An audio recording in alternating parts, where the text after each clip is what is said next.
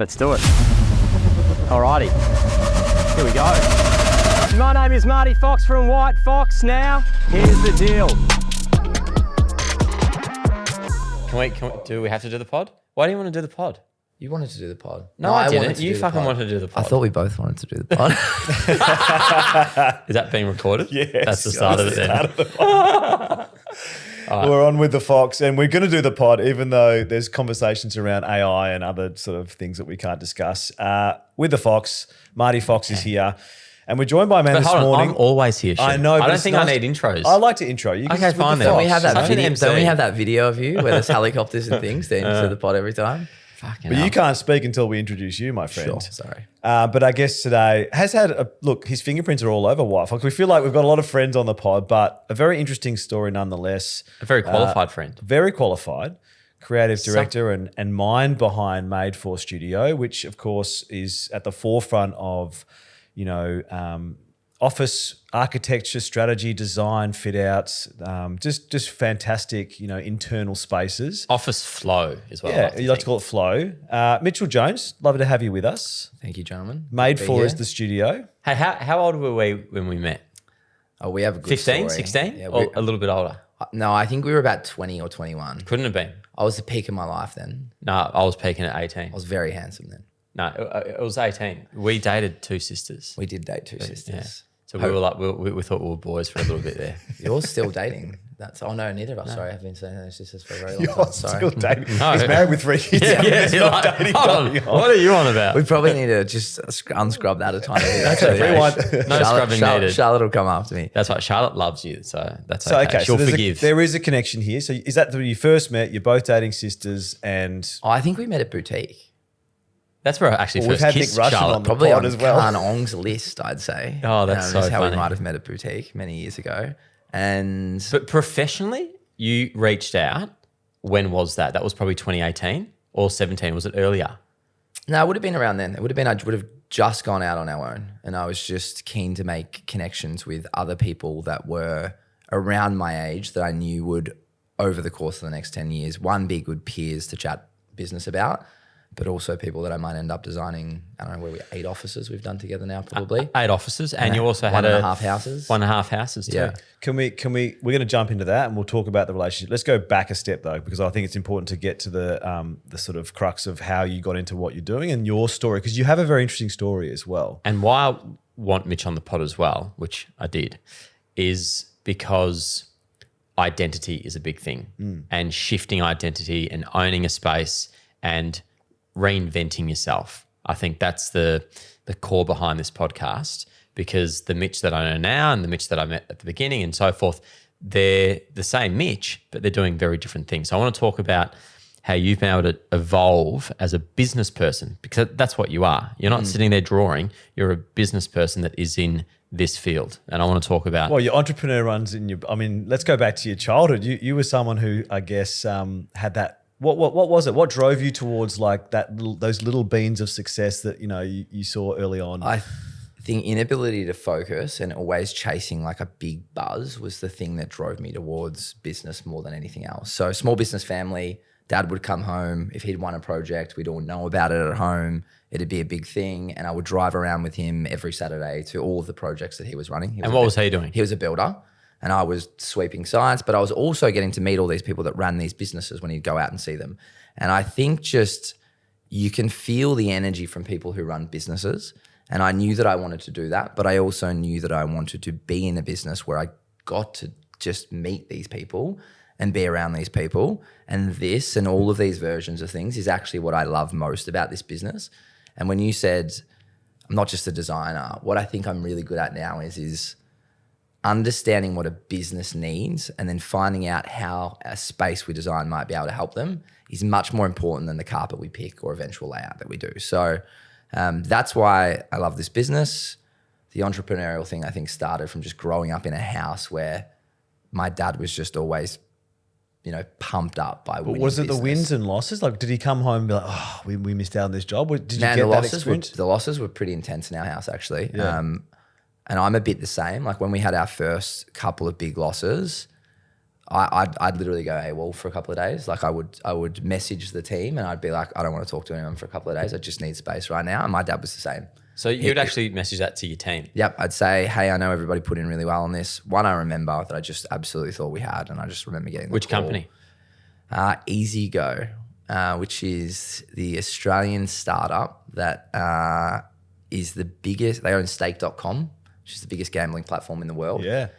We actually just did a small project for them about 6 months ago. So we lost a massive one that didn't end up going ahead, which is crazy.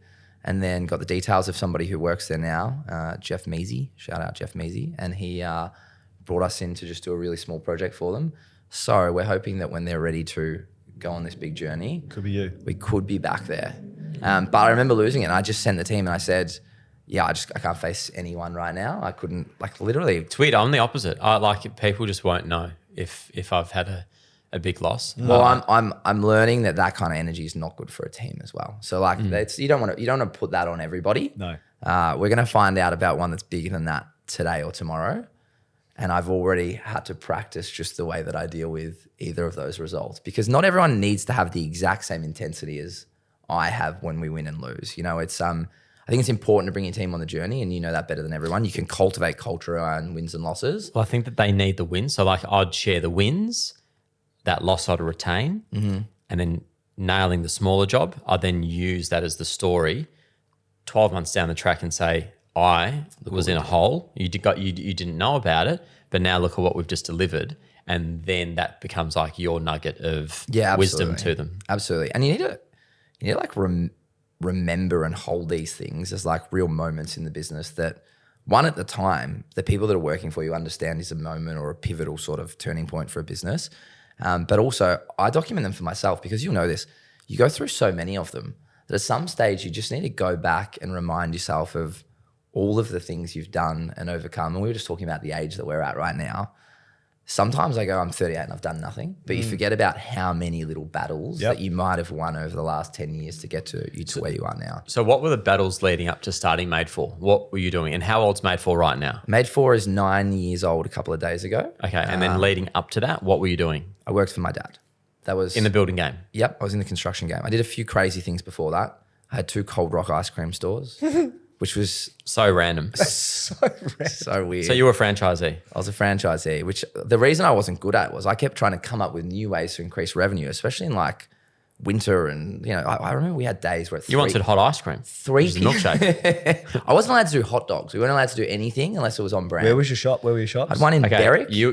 If I was the Cold Rock guys, you'd be fucking me off so much. Yeah, Oh, they imagine? hated my guts. I Come up with an idea. was kind of pushed no. out of Cold Rock, actually. They said to me, But also, didn't they end up just going under anyway? they pretty much have, because they weren't able to Listen, Have hot to dogs. Mitch. the core of the business failure. They kind of disappeared because they've just been beaten by better modern Yoshi, businesses. it's like semi-healthy, but Messina, not. it doesn't even need to be, just the messaging needs to be right. Yeah. It's like we're all Yeah, convinced yeah. when we have grilled, we're doing something healthy for ourselves. Yeah, it's not. It's just a bit better than Mac. Yeah, And yeah. that's all Yeah, it needs yeah, to be, yeah, right? Yeah. So they kind of pushed me out. They said, you've got 2 stores. Did you have to wear like, I don't know why, but I'm thinking Mate. you at Cold Rock and I'm thinking you look like an Apron. idiot. I didn't even wear the uniform. Like then they come in, they'd be like, that's terrible. Like I was 19 or 20. I thought I knew better than everybody there. And I got bandanas made that had the logo on them because I had the long blonde hair. And I used to wear those tied up. And I remember this guy, Glenn Griffin was his name. And he was about 130 kilos of just very middle-aged businessman. Glenn. And I remember him walking in and just going, he goes, that's the fucking problem. And he was just like, you doing your own thing whenever you want. It's the Mitch Jones show. And it probably was. So that Hey, what happened after Cold Rock? out of that, Zambrero, another franchise. I was like, this didn't Hey, work. the bandana. Hot dogs and Zambrero as well. I'll do it again. Did you try and bring things into Zambrero? I did, yep. What was your $1 million idea? They're so not good now. Tell me. Deep fried tacos. No, I got to know. What was it? It was just literally trying to do something in the dessert space, which funnily they're doing now. Like, Hold on.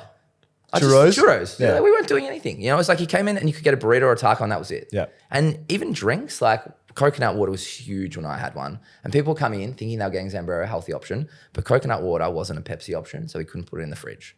Like, and it was like, we just weren't looking at capturing revenue in any way other than like, is it a Pepsi or is it a burrito? Otherwise, the customer, we're not for them. So finished up with that, sold cars, which is something my dad actually asked me to do. He was like, if you're going to come work in the family business, which my dad's brother left after 20 years of being there. I think he'd had enough of my dad. He said, I got 12 months left. My dad said, go sell cars for a couple of years. Just sell. And then that'll translate kind of nicely into coming across here and selling. Because we're all running sales businesses, whatever you do. And you've just got a product, and that product could be anything if you're really good at selling it. But you're selling a service or a product, right? Did you sell a lot of cars? I was so good at selling cars. What were you selling? What was the brand? Started with Honda. Yep. And then I got poached away to Volvo. And then... What an accolade, poached to Volvo. Isn't that funny? It's funny as. It's just a funny sentence. But I loved selling Hondas. And I used to... the guy that owned my dealership had a Suzuki as well. And I'd sort of pop across there and sell those too. And I would just find interesting ways to sell cars. When I did Suzuki for 3 months, they were in like a bit of a spot where they weren't selling enough cars. So principal was like... Was this when the Alto came out? This is when the Swift was hot. It's before the Jimny though. The business. Jimny's changed their game. The Jimny's totally changed their game, but the Swift changed their game then. And what I used to do was we used to have book test drives and people would call up and it was a lot of first cars for daughter or whatever. Kids, and they were going to go drive a Mazda 2 and a Swift and a whatever else. Yeah. But what I would do is I'd ask their name and I'd get little number plates, pretend number plates printed out with their name, and I'd have the pink one or the pale blue one or whatever it was, one they wanted ready, and I'd put them on and I'd have the balloons off the car. Before they bought it? Before they bought it, and the girls would walk in and they'd go, Dad! And they'd think that was the car that Dad had already bought for them, and then the sign and paperwork. You're joking. Yeah, I had a few. Subliminally closing everyone on a test drive. A few people didn't love that, but it actually worked out more. Imagine that in a house sense, walking. Congratulations, here's the keys. What? Sign here. It's actually a really good idea. It's nuts. amazing. No. We can get away with this. Yeah, you might be able to get away with it. The pre-sale sale. I like that. So then cars, were great. and then when did this idea of Made For come about?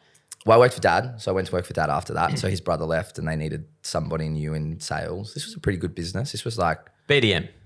Yeah, effectively. But I knew the game because I'd been around it for a long time. And was your dad all commercial construction? All fit outs, all office fit outs. So like all I've done since I was very young is just walk offices, know offices, talk to people about offices. So... Do you love offices? I love them so much. And do you want to know how much do you think about offices? I think about them literally all the time. And my guys that work for me know it, and you're the same. I'm not off. I'm thinking about these things all of the time, and I've gotten better at, if they don't need to know about it straight away, it's on a different forum to being text or called Hey, how about it. shit's this room whilst we're in one? What's that? This room's great. Do you like it? You don't like this room? It's This okay. is one of the offices I had the least to do with. So You did fuck all. Could be that. I just like that I've got a job where we can design an office and it can actually change the trajectory of a business in some way, but can also actually genuinely enrich the lives of the 10, 100,000 people that work there. And there's Have you designed an office that has 1,000 occupants? We've done a lot of 400s. That's sort of the number that up until now people have trusted us with, which Who are the top 3 brands that you've worked with in that space? Yeah, so this is crazy, but in our first 6 months, Independent Hardware Group, which is Mitre 10, trusted us with a 400-seater office. And I remember the procurement manager who gave us that project looking me in the eyes and saying, Don't fuck it up. yeah, like literally. But they were just looking at you and going, well, at least if I get this guy, I've got him on the line and I will absolutely have him. And I used to sell that. I used to walk in and be like, if this fails, I'm done. Like, and that's pretty powerful. But also we didn't have any folio. And people are trusting us with, that was a $7 million project. So it's a lot of money for them to put in a 27-year-old's hands that's just walked out of A Honda dealership. Well, Honda dealership, So just back when you were with Dad, how long did you last with him? 4.5 years. And what was that like working with him? We were very good at disconnecting on, he had the things that he did and I had the things that I do. He made a good call to make someone else kind of my manager. And that guy and I worked incredibly well together and did pretty good things in that business for a while. And then fundamentally, and this is how I came to leave because I probably never thought I would leave there, I had a really strong disagreement with 2 of the people that ran that business who would complain about the same things, shit can our staff and our clients in front of our staff, and then just keep doing the same things every month and not do anything about it. And we had this boil over boardroom meeting where effectively they were out. They resigned. They said, all right, well, you two upstarts think you can do it, go do it. And Carl and I caught up the next day. We spent all day together. We whiteboarded out all the things we were going to change. And then we got a call on Monday morning. And the two guys we had to blow up with were back in the office and we were there to give it a go again. So Carl and I walked out, and we walked out on, Carl had been my dad's apprentice since he was 15. So he'd been working for him for 17 years when he left. And it was my dad. And what did he go and do? He started a fit out business. Called? Called Canopy Fit Outs, and they're doing really well. So he now runs Canopy Fit Outs? Yep. Your dad's business is still trading? No, my dad's business is, after the two of us left, slippery sort of sloped to liquidation a couple of years ago, which was really tough because I know if I stayed there that wouldn't have happened. But I think my dad checked out after we left. I think there was probably a little bit of heartbreak there. How old was he? He's 63 or 64 now, so he was in his late 50s. And he'd built such a good business. A couple of years older than Shu. Man, he and I for a couple of years, it was pretty. I was going to say, did it affect your relationship? Yeah, it was rocky. We used to go to the footy, and like mum and my sister would sit in the middle of us, and we would just kind of nod at each other. And that's after like sitting next to each other at the footy, every game. They used to fly us to West Coast and Sydney, and wherever we play, we'd go watch the footy. Like, so that was our thing, and we were not great. I think two things kind of brought us back together. One was, when my business started to go well, the resents I sort of had for him dissipated a bit. But then would have that increased his resent? Yeah, it's interesting. As yours fell away, did his increase or did he take that father position? It was really hard. It was like every time he asked me how things were going, I was never sure if he was really keen for them to be going really well or to know that I was finding it really hard. And it was both. I was finding it really hard, but it was also going quite well. And you know that as well. It can be going really well, but you can just be like almost broken underneath it all. And right? we'll also get to, it can be going really well, and then all of a sudden the rug can get pulled and you got to reassess and figure out what to do from there. We've just had 3 months where I've absolutely felt like that. We can get into what's changed or like how that's happened. But I think the next thing that brought us back together was when I had a son and he realized that he wasn't going to miss out on that. And I didn't want him to miss out on that. And my son is PJ, my dad's PJ. He's the broiest run of names you've ever heard for people. So my dad's favorite movie is Top Gun. Tom Cruise's character in Top Gun is Pete Mitchell. He called me Mitchell Peter because it's the inverse of it. And I've called my son Pilot, as in Top Gun. Should go Maverick, surely. It has to be Maverick, doesn't it? But he's a PJ and my dad's a PJ. So he would have loved that. yeah, and they're like, he comes and gets him a couple of times a week. I mean, your parents are so close with your kids as well. And when you're running your own business, you need it. And it's been pretty good. So he and I are really good now, but how old's your son? He's nearly 5. So you're very early. Before we move on from dad though, what's dad doing now? Dad and I now co-own a little joinery together, which is quite nice. So Dad started as a joiner. So he's making the furniture? He's making joinery. Well, he's not making it. He kind of pots about. And to be honest, the guys that run the shop, sometimes I think they'd rather he stayed away. But they love him, but he likes to get involved in everything. We bought the joinery business that was part of his business when it liquidated. So he'd fully sold his shares to the 2 guys that I didn't get along with after I left. So he was still working there, but as it sort of ran into the ground. So he bought the joinery, which was his baby. He loved his joinery. And then we restarted it up a few years ago, and that's been just chugging along quite nicely. So he and I do that together. There's a couple of other people involved in that business, but it's nice that we're working together again. Really nice. No, my question was going to be, like, you're early on in your fatherhood journey, 5-year-old, and I've got a 5 and an 8, and he knows he's got 3. You'd be very cognizant of the fact that, moving forward, that relationship with your child is so important, and it's going to have ebbs and flows. And yours is different because you work together and you had that friction based on what was there. But I'd imagine you have in the back of your mind, like, how important it is to, whatever happens, try and maintain that relationship. Because look at your dad and your relationship now and how it's been through those ebbs and flows. And you want your son to have a pretty strong bond with you and not feel, there should never be resentment, I think, between father and son. It's really tricky. I think it's But it's very common. Of course. It's of course. being I mean, willing. I had to bloody fire dad a couple of years ago. I know.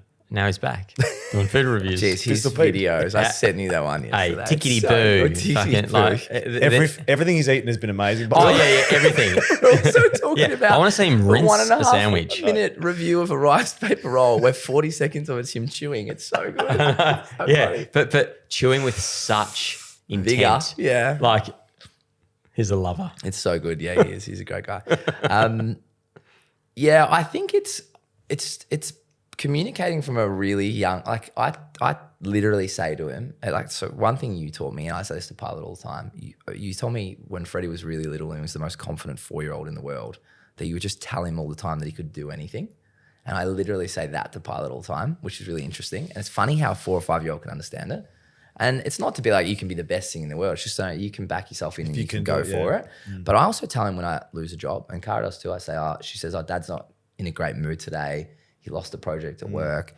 And the empathy they have for what you're going through from like such a young age is actually wild. Oh, yeah. Well, like I can't even not tell him and walk in and he feels it. He'd be like, what's happened? And he's 4. So I think we're just trying to keep an incredible like communication. But also you're asking your children to talk about their emotions and be up and down. If you're always pretending to be up when you're not, your kid has no idea how to deal with that. So it's actually a really important lesson. Yeah, and you're raising kids in this generation as well. They learn how to tell you their emotions almost to a frustrating point. Well, the schools are big on that. Yeah. I'm very frustrated, Dad. Yeah, you get Why? frustrated a lot. They're very good at articulating the difference between frustrated and angry and mad, and which is quite good. So yeah, we've got a good relationship. I listened to the pod with Bruce on the way in, and just reminded me though that the most important thing is the relationship with your partner, because if you've got that very, very strong relationship with your partner, that always feeds down into what's happening with your kid. And we spoke before you got here, Marty, but like listening to people who have done really well in business and in life constantly is just so good for remembering the little things you need to do all of the time to stay on top of these things. So it's hard to do, but it's doing the basics well. it is. What was the first job you did with us? Stonington? I can't remember. I reckon you had me walk through an office that one of my biggest competitors had originally designed for you. And I think I like changed 3 desks into 2 desks or something small like that. It was something tiny like that. It was out, but it's the first real job we did together was probably, mate, I can't even Northside would have been Northside's been a good one. Brighton, Lana's office. Brighton, Yeah, Brighton was big. the biggest one. Yeah, Brighton's great. Which was also a competitor's office beforehand. Yeah. And had been very dark. And I tell you what is special about how you operate. It's very similar to Lana. You actually work very similar to Lana, Dylan Francis, myself. It's speed. Like you know how to crack the code and make the customer feel like they're the most important job, when I have thrown some of the most minute, annoying things your way, but then it opens up other opportunity. Like your speed is, I think, the biggest asset. Whilst the offices look amazing, it's when you don't have to wait for something. Like, most people will take you, I'll get it back to you by the end of the week. You're by the end of the day. And we're talking like drawings and renders, and you're like, how did he do it that quick? Well, I remember being in Adelaide and you were like, call Mitch. I'm standing in this office in King William Road. It's not a huge space. That's my favourite office. They had a second floor. They have a second floor mezzanine that went all the way across. And I remember calling you, and you were like, "All right, we'll probably show me. Just FaceTime me. I'm showing you around. Yeah, okay, we'll do this. I'll have something to you soon." I think you had it to us either that day or the next day. Oh, it would have been that day. Yeah, and it's like a great space now. It's Everyone comments when they see that Adelaide office. They lose their shit. I think we didn't even have drawings, but we had the FaceTime thing. And You draw for pictures, I was drawing it while you were walking around. Like how big's that? Like 3 steps or something. Yeah, we like were that? stepping it, weren't we? Yeah. That's pretty good. All of these businesses are propelled by commercial outcomes, and like time is money, and rent is so expensive in Melbourne and in Sydney right now that like if you actually take a week fucking around with plans, you're actually costing people like thousands and thousands of dollars. So I try and bang that into my staff really quickly. But you've said, we've had this conversation offline about where sales businesses that, how did you word it? It was time kills all deals. There was another thing you said about they need to understand that they're selling to give the opportunity to design. Yeah, well, that's exactly right. Well, we said it just before. It's a sales business, and good sales are very, very connected to the purpose of the business. and then the product or the service is just design. But But a lot of creatives don't understand the need to sell. I think And if you can't sell, They'd rather just be you creative. can't design. But the creatives need to understand that. If they're not quick, if they're not thinking of things that are outside the square, if they're not, giving options to entrepreneurs. well, options are really important because a lot of people tell you what they think they want as well. And actually, you and I are pretty good at this. Like you'll say, I want this, but you also say, but if that's not the best, tell me what actually is the best. Well, that happens all the time. But so many of my clients, so many of my staff, when they first come in, Charlotte doesn't even know how I'm a judge on the block. She's like, you don't even fucking know what you're talking about. I think that's helps sometimes though as well. Right? Probably. Yeah, you feel more than you critique, which Yes. is probably very important. Yes. The commercial outcome is probably more important than the design outcome first, and then we can tweak the little bits and pieces later. So to take us through, when you walk into a space, what are you looking for? Is it about what's going to fit where? Is it about where the light hits? What are your most important things in terms of an office space? There are some fundamentals like that. Like Yeah. effectively, if a business is light challenged in some sort of way, you're going to need to make sure that you put things in the right places. Every business is different in terms of what's most important to them. So some of them, it's all about the client experience. So we need to put that in the area that shows the best. For others, it's a lot of businesses never have visitors in their business. Yeah. So you want to put all of the workstations in the best spot. So the staff are thinking all day about how they've got the great view of the park or whatever it might be. But I always ask first, and no matter what, if it's 200 square meter office, 2,000 square meter office, I say, why are you moving? And what is the number one thing we have to get right on this project? And I've never, ever met a client where if I don't ask them that question, if I ask them that question first, we don't end up getting to all the other things that matter. And it's like, again, it's a huge cost fitting out. And it's like, it's probably one of the biggest costs that a business will encounter that's not common to them. So it's common, whatever industry you're in, to have like lots of costs around what you do. Yes. And then all of a sudden, every 5 to 7 years, they got to go do this and spend a ton of money on it. So that's why we get back to like, why are you doing this? And what does success look like? What does failure look like? And then the rest just kind of tic-tacs around. Well, what do you think? So what's most of the feedback to you? Because we fit this is our gonna be offices beautifully, Okay, well, right? this is going to be interesting. I last night have bought a family office, right? First time I've thought, okay, I'm going to get a space. This is the place I think it is. Correct. Yep. Which we launched at One Toorak Place. So it's north facing. It's 109 square meters. It's 12.75 meters by 8.75 meters, and I'm going to get a shell. Why are you doing it? Why I'm doing it is because it's in a great building. It's got a very limited amount of private offices. It'll be the most luxurious residential address in Victoria, if not one of the most in Australia. The 24-hour concierge, the amenity, the 3 car parks that I get, the fact that it is in a village which is going to continue to get, I think, hundreds of millions, if not billions, thrown at it, Yep. is a very, very good move. The only commercial building that's near its, I think, comparability Yeah, very would different be asset Saint class. Germain, but that's a Yep. $200 million building with currently for sale. it's currently for sale for $200 million with a line of people that want to lease it. And as this business grows, there needs to be a space where I can sit with 15 people at a beautiful boardroom table, have the amenity that that building holds to entertain guests Yep. and all those sorts of things. Of our 14 offices, I don't own any of them. And as the business does continue to grow and we hit 1,000 staff and all those sorts of things, having a sanctuary for myself, my wife, my family, I think is a really good move. And when people do come to the HQ Yep. of where this business started, taking them into a really sacred space, I think is a really cool thing to be able to do. So that's why I've bought it. It's a shell. So I need you to come and have a look at that. We definitely will be. But I mean, literally that story, like it's a sanctuary, it's a haven, it's a space for you guys to go to get away from the everything else, but also to bring your Inner sanctum too. inner sanctum too. That's how it needs to feel. And all of the other bits are just going to kind of fill in around making sure that that's how people feel when they Yeah. walk in. So like right now, if there was the brief, it would be like already thinking a private space within that rectangle, an amazing boardroom table that makes you feel like, wow, I'm sitting somewhere special. So we said before, like the feel is probably more important than the details Yeah. sometimes. The details help the feel, but you've got to work out the feel before you get into the little... But But that's going to be a hard code to crack because you're in a Kerry Hill design building, which is tops. unbelievable. These offices will all have their own different fit outs because obviously whoever buys them can do what they want with them. But it's a rectangle. So you're starting from literally a blank piece of paper. It's the most exciting version of things, though. Yeah, there you go. Yeah.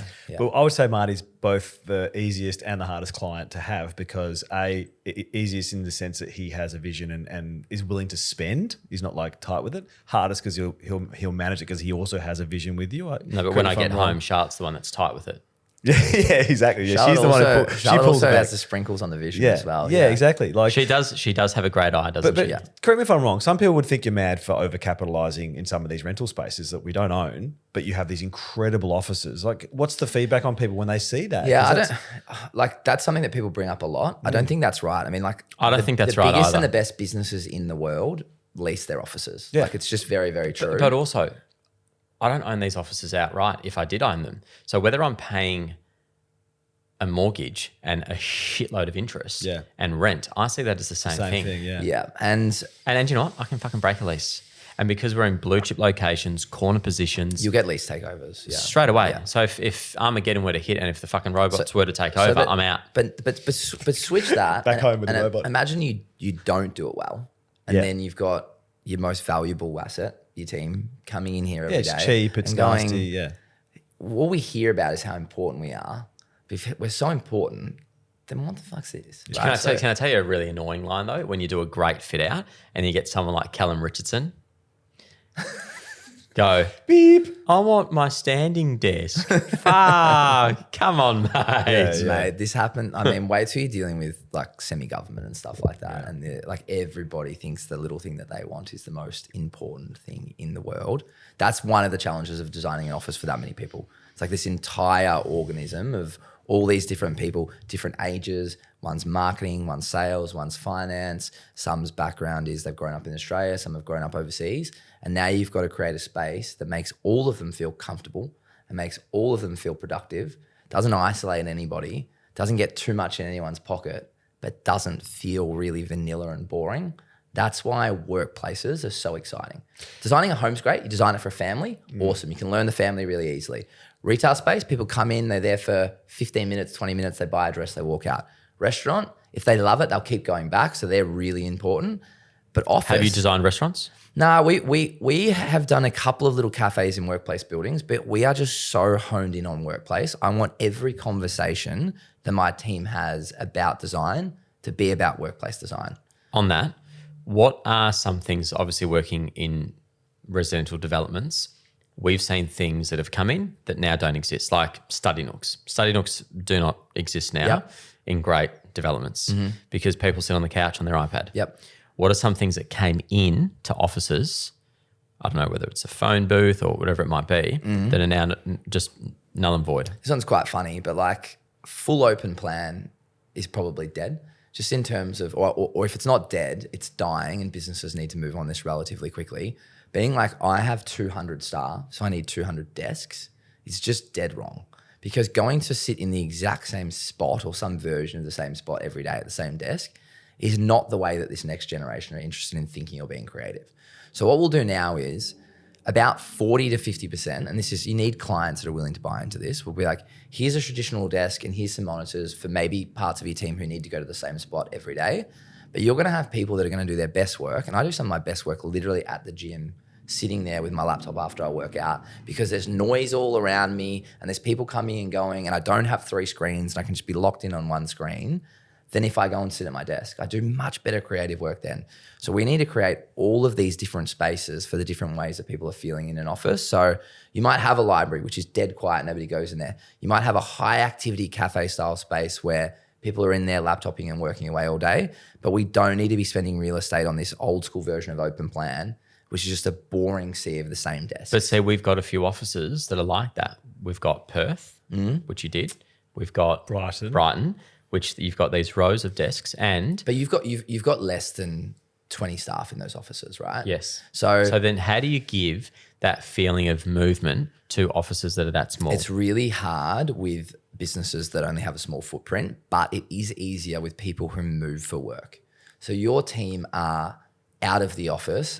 You'd hate if you heard they were in the office 70% of the time, right? They're doing the wrong Can I thing. tell you what's crazy? The Perth office grew so quickly that they worked on like a rotation type thing with the desks. I then put my foot down and said, no, that's got to stop. People need to know where their home is within the office. And then people that were new to the business, they were floating. Okay, so they could sit in the boardroom, they could sit in the lounge room, they could come in and out. Yep. Some people loved it, some people hated it. Yep. But from my perspective as CEO, there was more benefit in people knowing where their home was within the office. Yep. That had to happen. And it got a few people sort of off guard. But we then had high performers walking into the office, and there'd be a junior that was maybe 2 weeks into the job sitting at a desk. Yep. And that high performer didn't really know where to go. They didn't feel valued. Yeah, that can happen as well. So it's like we've now since signed another lease. You've designed another office in Perth. Hopefully that's open in the next 8 weeks. It's being renovated as we speak. For that office, I still believe that there needs to be an allocation of where people sit. I think, again, like, and this is the thing, there's not a one size fits all answer for for any business, right? Like if you'll know the DNA of your staff, you'll know what gets the best out of them. They'll know you've got an open loop for communication. They'll tell you. You will have, and again, they get to leave the office as part of what they do for work. If they know that they're going to do their best work sitting in a cafe, they're just going to go and do it. But if you're in level 35 of a commercial building in the city and you don't want to go out and pay for a coffee because, you know, you're saving for a house or whatever it might be, you want to give people those opportunities to do those things inside the confines of their work environment. But that's interesting. I think that there's a lot of high performers who don't need a desk as well in different industries as well, who think they're at their very best when they're bouncing around. Well, what's crazy is I still don't own a computer. And quite frankly, I do fuck all at my desk. I do my best work when my laptop barely opens. And if I can't write back to an email on my phone, then the email's probably too long and somebody else should potentially be doing it. I've been with you almost 4 years now. I can't even picture Marty sitting at a computer. I don't think it actually doesn't work as an image. Doesn't work as an image. Standing up in an office, sure. Walking around. What was the image at like? phone. Seeing me in a suit and tie the other night. Bizarre. That was just incongruous. I genuinely, when I'm sitting there, like just like working at a desk, I'm like, this can't be the most valuable thing I can be doing right now. Like every time I'm there, I'm like, this couldn't be the best thing I could be doing. And it never is. It never is. Now you need people doing that for sure. But if you're CEO, and your CEO is a funny term because it's just a small business right now for me, which is why I haven't used it as my title yet. I don't feel like I'm ready to give myself that title.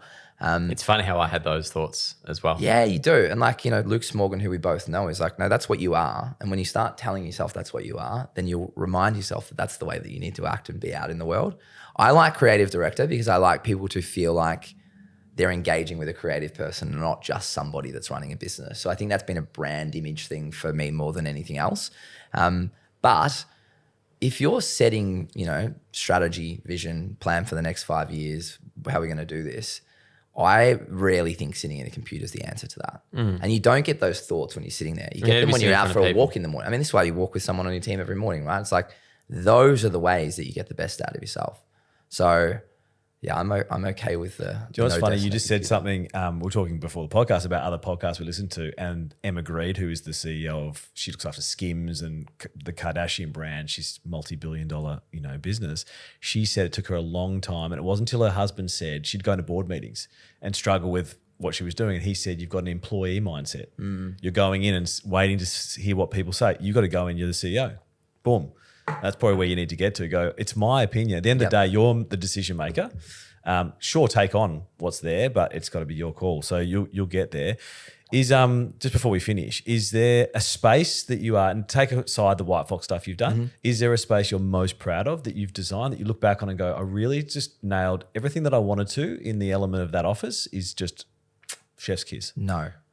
I'm so critical of the work that we've done, and we're constantly learning and getting better at what we do. We can do something that's very high end for L1 Capital, which is a fund in 101 Collins Street. I can be really proud of it at the time, but I can still look at it and work out the things that we did wrong. We can do Frank Body's office, which I know Marty spoke with one of the founders of that business yesterday. And that's super playful and whimsical and totally different.